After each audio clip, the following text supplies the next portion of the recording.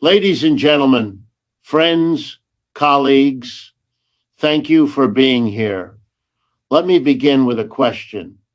What happens when a political leader riding high on rhetoric and theatrics finally makes a mistake too large to be concealed by slogans, by spectacle, by bluster? Well, we may be about to find out because Donald Trump, love him or loathe him, just made a very big mistake.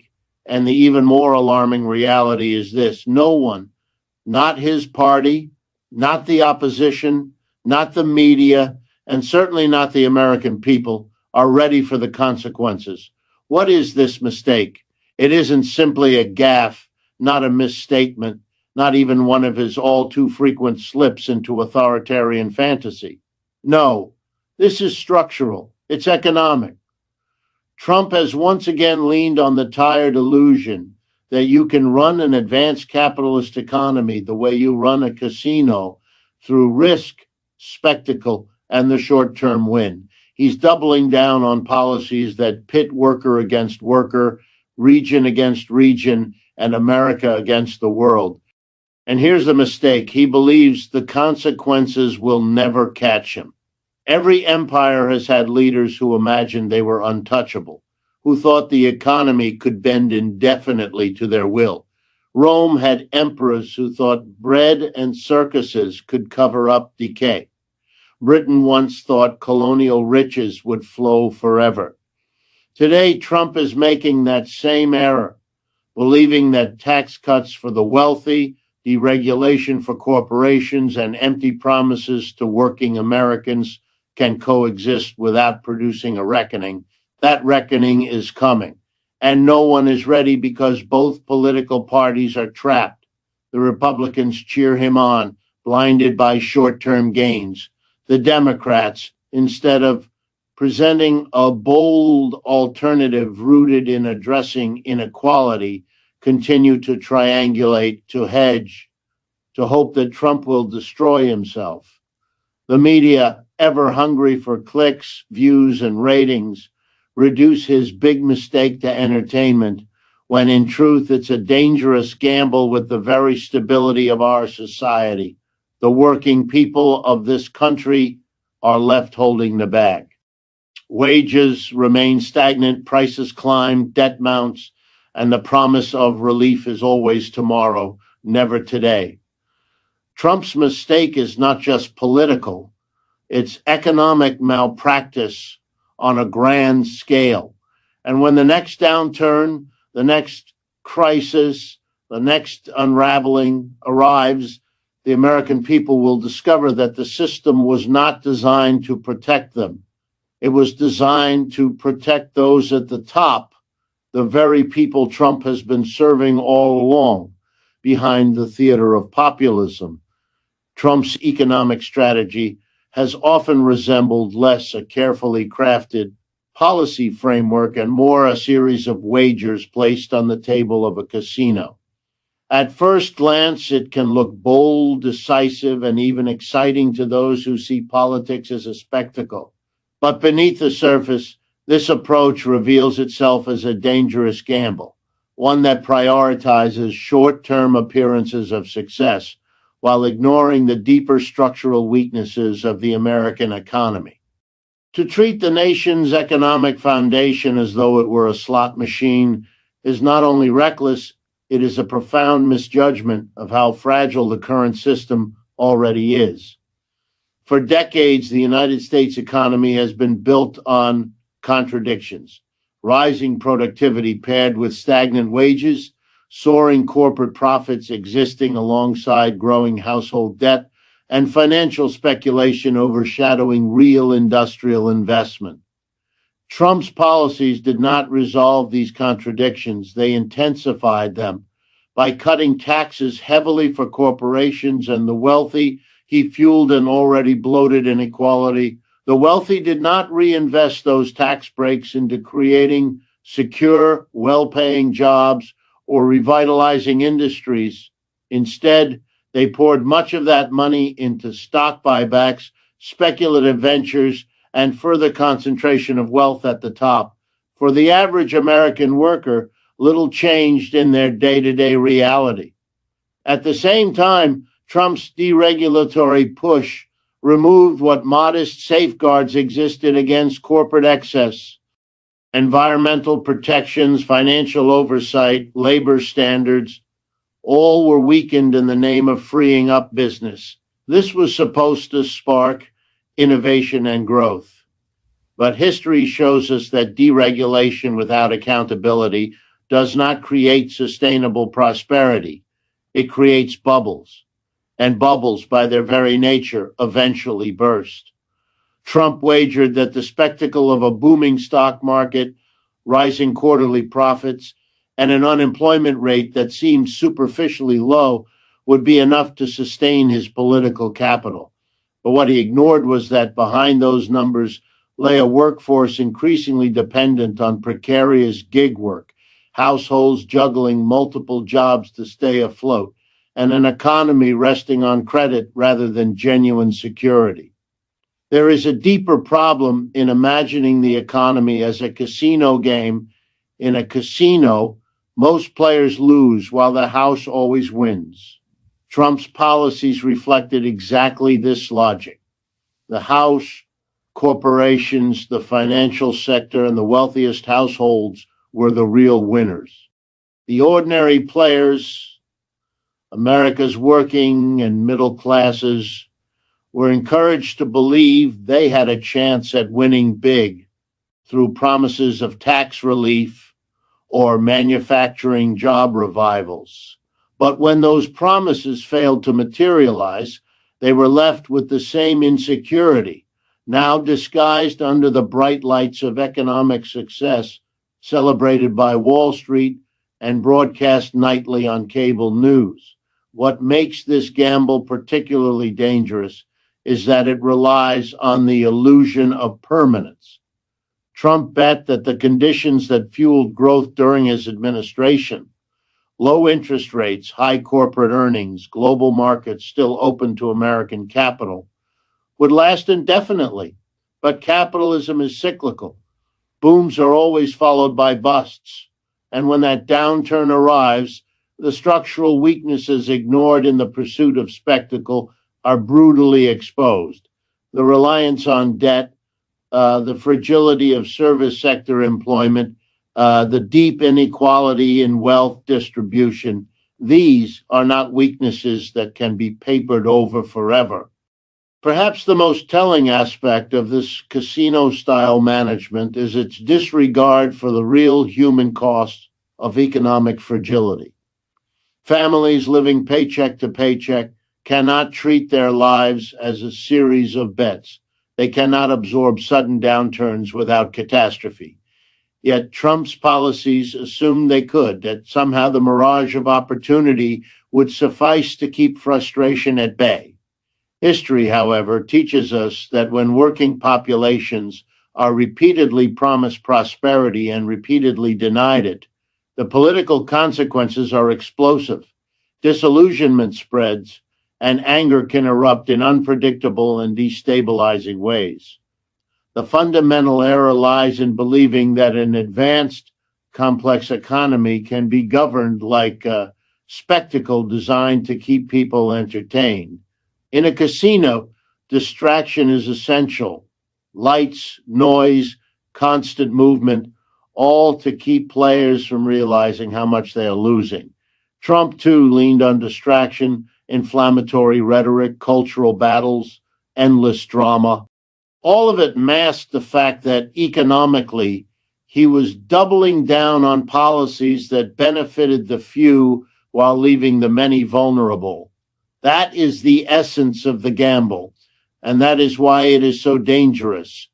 It is not sustainable.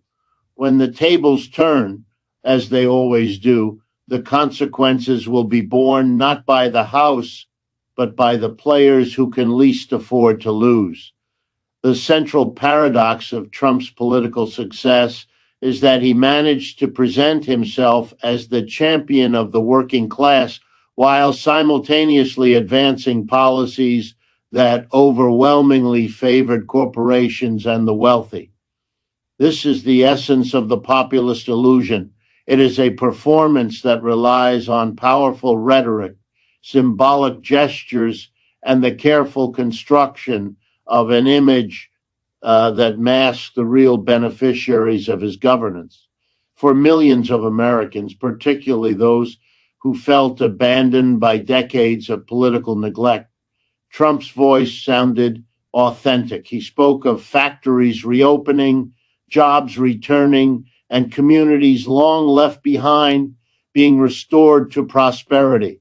He promised to drain the swamp, to end the influence of elites, and to put working families first. But once we look beyond the words and measure the actions, the illusion unravels. Trump's tax policies provide one of the clearest examples. The 2017 Tax Cuts and Jobs Act was sold as a way to deliver relief to ordinary Americans, to put money back into the pockets of working families. The reality was starkly different.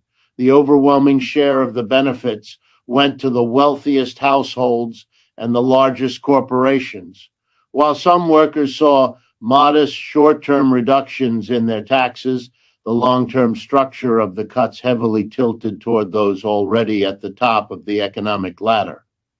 Corporations, flush with new savings, did not use the windfall to raise wages or expand job opportunities in struggling regions as promised. Instead, they used it to buy back their own stock, inflate share prices, and enrich shareholders and executives. For the average American, the illusion was sustained through spectacle. Trump frequently held rallies in industrial towns, standing before factory machinery or construction equipment as symbols of revival. Yet the underlying trends of deindustrialization, automation, and outsourcing continued largely unchanged. The few symbolic announcements of factories returning were exceptions rather than transformations, often accompanied by heavy subsidies or political theater. For most workers, their reality remained one of stagnant wages, limited benefits, and insecure employment. The promise of resurgence existed more on the television screen than in their paychecks. The populist illusion also depended on scapegoating. Instead of directing blame toward the corporations and financial institutions that had long reshaped the economy in their own favor, Trump pointed the finger at immigrants, foreign governments, and international agreements. By doing so, he tapped into real anxieties and frustrations, but redirected them away from the structures of capitalism that were the true source of economic pain. This move further reinforced the illusion of standing with the working class. To those struggling to make ends meet, it sounded like someone was finally acknowledging their plight. Yet, while the rhetoric created division, the material policies ensured that the existing inequalities not only remained, but deepened. One of the most dangerous elements of this illusion is the way it neutralizes genuine political energy. When millions of people believe they have found a leader who speaks for them, they are less likely to organize independently, less likely to demand systemic change, and more likely to wait for the promises of the leader to materialize. This waiting game benefits the very elites Trump claimed to oppose. While working class Americans were being told to hold on for the jobs that would return, corporate profits continued to soar, financial speculation expanded, and the gap between rich and poor widened even further. The illusion was powerful because it did not rest solely on policy outcomes. It rested on performance. Trump's language, his confrontations with the media, his posture against political correctness, all of these reinforced the image of a man who was outside the establishment, even though his economic decisions consistently served establishment interests. For many, the symbolic battle was enough to believe that real change was happening. But symbolism cannot substitute for material improvement. when wages stagnate, when healthcare remains unaffordable, when education costs rise, and when job security is elusive, the limits of the illusion eventually come into focus. This contradiction between rhetoric and reality is not unique to Trump, but he perfected it in ways that previous politicians had not. He weaponized the anger of those who had been left behind by decades of neoliberal policies, only to direct that anger away from the systemic forces driving inequality and toward convenient cultural and national targets. In doing so, he preserved the very system that produced the inequalities in the first place. Illusion gave cover for business as usual, dressed up in the clothing of rebellion. The deeper tragedy is that working Americans once again found themselves in a cycle of hope and betrayal. They hoped for economic renewal and received tax cuts for the rich. They hoped for the return of good jobs and received more precarious employment. They hoped for a voice in politics and received a spectacle. This cycle erodes trust not only in one leader, but in the political process itself. It feeds cynicism, withdrawal, and division, making it even harder to build the kind of collective power necessary to challenge the system that continually produces such illusions. The paralysis of American politics has rarely been more visible than in the years dominated by Trump, and it is this paralysis that magnifies the impact of his mistakes. On the Republican side, the pattern has been one of loyalty bordering on submission. Rather than providing meaningful checks on a leader whose policies often contradict the long-term interests of their own constituents, the party chose to embrace him fully. Trump became not just a political figure, but a litmus test for belonging within the party. Dissent was punished, loyalty was rewarded, and in this environment, critical evaluation of his economic or political decisions virtually disappeared. When Trump pursued policies that disproportionately benefited corporations and the wealthy, Republicans framed them as victories for small business and working families. When he stoked division or abandoned international agreements, they rationalized it as strength. In this way, the Republican Party did not merely support Trump, they became complicit in sustaining the illusion of his success. The Democrats, for their part, were unable or unwilling to offer a bold alternative. For years, they had positioned themselves as the party of pragmatism and moderation, believing that voters would reward incremental improvements and centrist appeals. But in the face of Trump's theatrics, this strategy looked timid, cautious, and out of touch.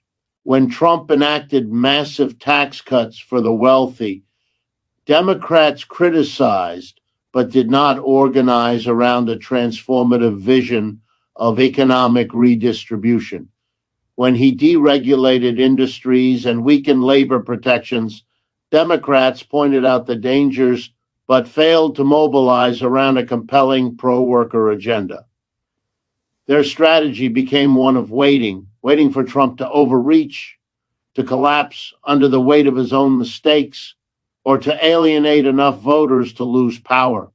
This waiting game left millions of Americans without a real champion of their frustrations and needs. The media, caught between the responsibilities of journalism and the temptations of profit, played its own role in deepening this paralysis. Trump was not just a politician, he was a ratings machine. Networks and newspapers knew that his every outburst, his every tweet, and his every controversy drew in viewers, clicks, and advertising revenue. The more outrageous his behavior, the more coverage it generated. But this coverage often came at the expense of substantive analysis. Instead of deeply investigating the structural economic consequences of his policies, the media obsessed over the daily drama. A policy that concentrated wealth at the top might receive a few minutes of explanation, but a single insult hurled at a rival could dominate headlines for days in this way. Trump's mistakes were reframed as entertainment, and the deeper cost of his decisions faded into the background. This combination, Republican obedience, Democratic caution, and media sensationalism, created an environment where no one was prepared to confront Trump's biggest missteps head on. The Republicans would not challenge him, the Democrats would not transcend him, and the media would not contextualize him. For the American public, this paralysis meant that the checks and balances of democracy were not functioning as they should. The institutions that were supposed to guard against reckless leadership were instead accommodating it, each for their own reasons. The consequences of this paralysis were most acutely felt by working people. Their needs did not wait for partisan strategies or journalistic clarity. Families facing medical debt, job insecurity, and rising living costs could not afford the luxury of waiting for Trump's mistakes to undo him politically. They needed real solutions, real relief, and real structural change. Instead, they received a political spectacle where both parties failed to address their struggles meaningfully. The Republicans wrapped themselves in Trump's populist rhetoric while delivering policies that exacerbated inequality. The Democrats warned of dangers, but offered little beyond the promise of being a safer, steadier alternative. For many, this felt like no alternative at all. The paralysis also fostered a dangerous sense of inevitability. Trump's most reckless decisions were absorbed into the political mainstream simply because no institution was willing to mount a sustained challenge. Each controversy became normalized. Each breach of democratic norms folded into the background noise of politics. When institutions normalize mistakes rather than confront them, they condition the public to accept ever greater ones. This is not just about one man. It is about the erosion of accountability itself. This political stalemate leaves society vulnerable. Without strong opposition, Trump's economic gamble could proceed unchecked, hollowing out protections for workers and entrenching inequality. Without strong alternatives, disillusioned citizens are left either to withdraw from politics entirely or to seek out more extreme expressions of anger and frustration. And without a media willing to rise above the lure of spectacle, the public is deprived of the information needed to make sense of what is happening around them. The paralysis is not passive. It actively shapes outcomes by allowing mistakes to compound unchecked and unchallenged. What emerges from this dynamic is a system where the mistakes of leadership do not encounter resistance, but instead ripple outward, magnified by the absence of accountability. Trump's biggest error, treating the economy and the political system as a casino built for spectacle, has been reinforced by the failures of the institutions around him. It is this environment, this dangerous silence and inaction, that makes the consequences so unpredictable and potentially devastating. The paralysis of politics is not merely a backdrop to his decisions. It is the condition that allows them to grow into crises. Trump's most serious miscalculation is not an isolated error of judgment, but rather a reflection of a deeper mindset within the American ruling class. It is the belief that inequality can grow indefinitely without consequence, that working people can be pushed to their limits while the wealth of the few expands, and that the system itself will continue to function as though nothing is wrong. This is not simply Trump's mistake.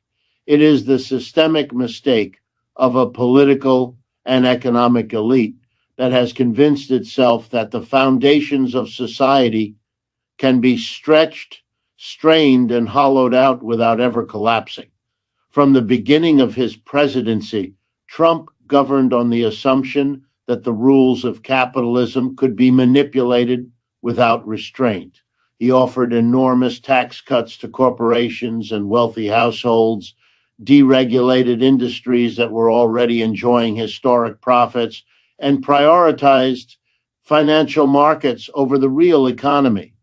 He believed that by propping up stock prices and corporate earnings, the broader population would either benefit indirectly or be distracted by the appearance of prosperity. The mistake was assuming that an economy could be sustained this way indefinitely, without reckoning with the rising debt loads of households, the insecurity of jobs, and the disappearance of stability for the majority of workers. The ruling class mistake here is historical as well as contemporary. Every empire that has overextended itself has been guided by leaders who believed they were immune to collapse. Rome believed bread and circuses could hold a crumbling empire together. European colonial powers believed their dominance over global trade would never be challenged. Today, American leaders, Trump foremost among them, believe that wealth can continue concentrating at the top while the majority of the population bears the burden of stagnation and that no rupture will follow. Trump's policies accelerated this belief, transforming inequality into a defining feature of American life. What makes this miscalculation particularly dangerous is the assumption that people will endlessly tolerate being left behind. Wages have barely moved in real terms for decades, while the costs of housing, healthcare, and education have soared. For millions of Americans, the dream of stability has become increasingly distant.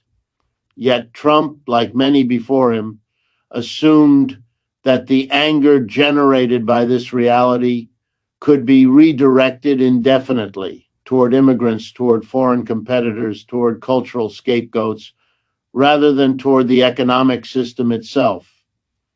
This is where the systemic mistake reveals itself.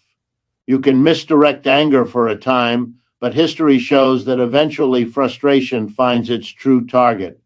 The broader ruling class shares in this error by imagining that capitalism in its current form can endlessly extract more from workers while delivering less in return. Corporate leaders believe they could treat labor as disposable, shifting jobs overseas or replacing them with automation, and still expect political stability at home. Politicians across the spectrum believed they could make promises to working people while aligning their policies with the interests of big donors and multinational corporations. Trump simply embodied this contradiction more blatantly. He promised revival while delivering the same structural outcomes: more wealth at the top, more insecurity at the bottom. The American media establishment also reflects this systemic mistake by treating politics as entertainment and focusing on daily controversies. The press often failed to reveal the deeper economic structures driving inequality. Trump's policies could be reported as just another partisan battle rather than as part of a long-term strategy that entrenched systemic disparities. This too is part of the ruling class illusion that so long as people are distracted, they will not demand meaningful change. The error is compounded by the idea that the United States is immune to the crises that have destabilized other nations. Leaders convince themselves that American institutions are strong enough, flexible enough, and resilient enough to absorb any level of inequality or political dysfunction. Trump leaned heavily on this belief, assuming that as long as financial markets were strong, he would be insulated from accountability. But institutions are not infinitely elastic. They reflect the strength of the society beneath them. And when that society is hollowed out by decades of neglect, even the most stable institutions can crack. For the ruling class, the mistake is rooted in arrogance. They assume that because the system has held this long, it will continue to hold. But systems do not collapse all at once, they erode over time. The erosion is visible in declining trust in government, in the anger expressed at both major parties, in the rising polarization, and in the growing sense that the American dream is unattainable. Trump's gamble was to ignore these warning signs, to act as though the facade of prosperity could cover the rot underneath. That is not just a personal misstep, it is the fundamental misjudgment of an elite convinced of its own invincibility. By deepening inequality, fueling division, and ignoring the needs of the majority, Trump did not invent the systemic mistake, he amplified it. His approach is the clearest expression of a ruling class that believes it can keep rolling the dice forever without consequence. But history suggests otherwise. At some point, societies that tolerate extreme disparities of wealth and power face consequences, whether in the form of economic collapse, political upheaval, or social unrest.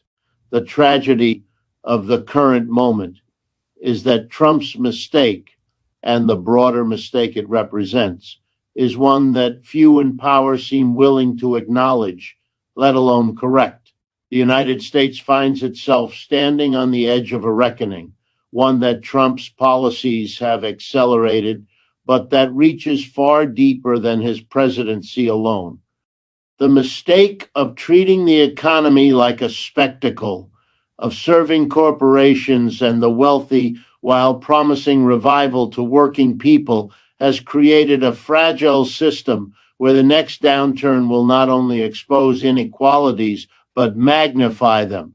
Trump assumed that growth could be endlessly propped up by stock market surges, corporate tax breaks, and cheap credit. But economies built on illusions always face their moment of truth. When that moment arrives, the consequences will be most brutal for those least able to endure them, and the country as a whole remains unprepared. The danger lies not only in the policies Trump enacted, but in the complacency they encouraged. As long as stock indices rose and unemployment numbers looked low, the impression of stability could be maintained. Yet those surface indicators masked the deeper vulnerabilities of American life, households drowning in debt, healthcare costs consuming incomes, housing prices locking families out of ownership, and jobs increasingly precarious and poorly paid. These conditions created a brittle economy, one where millions live paycheck to paycheck and have little cushion against crisis. A single shock, whether from a financial collapse, a global disruption, or a domestic downturn, has the power to unravel lives at a massive scale. Trump's great mistake was to believe that because the system had not yet broken, it never would. That same mistake is shared by much of the American establishment.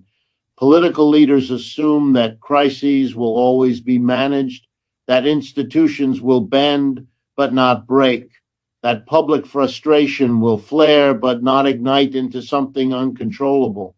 But history repeatedly shows that when inequalities grow too deep, when people's basic expectations for stability and fairness are denied for too long, the reckoning cannot be avoided. What makes the current situation particularly dangerous is that this reckoning is approaching a society fractured by division, mistrust, and disillusionment. No one is ready for what comes next because no one has prepared the country for resilience. Instead of investing in social safety nets, Trump and his allies dismantled them further. Instead of addressing the underlying causes of inequality, they deepened them. Instead of strengthening protections for workers, they weakened them. These choices leave the majority of Americans more vulnerable to crisis than they have been in decades. Should a major downturn arrive, millions will find themselves without jobs, without adequate health care, and without the savings needed to carry them through. The reckoning will not be confined to numbers on financial reports. It will be lived in evictions, bankruptcies, hunger, and despair. The political system is equally unprepared. Republicans remain committed to defending Trump's legacy and advancing policies that benefit the wealthy. Democrats, still hesitant to embrace a transformative agenda, continue to treat the system as though it can be reformed with minor adjustments rather than fundamental change. Neither side is ready to confront the scale of dislocation that a true reckoning will bring. The paralysis of politics ensures that when the crisis arrives, responses will be slow, fragmented, and inadequate. For ordinary people, this means facing not only economic hardship, but also political abandonment. The media, which has played a central role in reducing serious issues to spectacle, is unlikely to shift course when the reckoning comes. Coverage will focus on the drama of collapsing markets, the political blame game, and the human interest stories of families struggling. Yet the deeper story, the decades of policy choices that created the conditions for collapse, will once again risk being sidelined. This lack of serious public discourse only compounds the unpreparedness. A society cannot face a reckoning if it cannot even name its causes clearly. Trump's bet that the system could carry the weight of his policies without consequence is part of a broader illusion of American exceptionalism. The belief that this country is uniquely immune to the kinds of social breakdowns that have shaken other nations is widespread among elites. But inequality is not indefinitely sustainable, no matter where it occurs. The signs of strain are already visible in declining trust in institutions, in rising political polarization, in the anger that expresses itself through protest, withdrawal, or sometimes violence. These are not isolated phenomena, they are warnings. They signal that the foundation is weakening. The coming reckoning is not solely an economic one, it is also political and social. An economy that repeatedly fails to deliver stability for the majority undermines faith in democracy itself. People who feel excluded from prosperity and ignored by their leaders become susceptible to more extreme voices and solutions. Trump himself was a beneficiary of this disillusionment, but if his mistake deepens the crisis, future leaders may exploit the fallout in even more dangerous ways. The country is unprepared for this possibility because it has not confronted the roots of its discontent. The tragedy is that the reckoning could still be an opportunity to rethink the distribution of wealth, to rebuild institutions around the needs of the many rather than the privileges of the few, to invest in resilience rather than spectacle. But under the path Trump has charted, and with the broader establishment unwilling to change course, the reckoning will almost certainly arrive as a crisis rather than a transformation. And when it does, the illusion that inequality can expand without limit will shatter, leaving behind a society forced to confront realities it has long avoided. So let me end with this. Trump's big mistake is not simply his own. It is the mistake of an entire ruling class that has convinced itself it can endlessly squeeze the majority while enriching the minority. It is the mistake of imagining capitalism can go on without a reckoning, that democracy can survive without economic justice. And the danger is not just Trump, it is a society unprepared to face the consequences. The real question before us is not whether Trump will pay for this mistake, but whether we, the people, will continue to pay for the mistakes of a system that prioritizes profit over people, spectacle over substance, and power over democracy. That, my friends, is the conversation we must have because the stakes could not be higher.